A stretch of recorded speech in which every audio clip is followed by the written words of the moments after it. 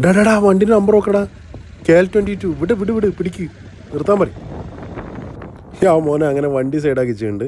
ഇതാണ് വണ്ടി, KL22T0007. നമ്മൾ ഹാഫ് ഡെസേർട്ടിലുള്ളത്. ഇപ്പോൾ ഹാഫ് ഡെസേർട്ടിൽ നിന്നാണ് ഈ വണ്ടി നമ്മൾ കണ്ടുമുട്ടിയിട്ടുള്ളത്. അപ്പോൾ ഇത് നാട്ടിൽ നിന്ന് കൊണ്ടുവന്നുള്ളത് സുനിൽ ഭായ് ആണ്. ഹലോ സുനിൽ ഭായ്, എങ്ങനെയുണ്ട്? ഞാനിത് കൊണ്ടുവന്നിരിക്കുന്ന ATA കാർനെറ്റ് വഴിയാണ്.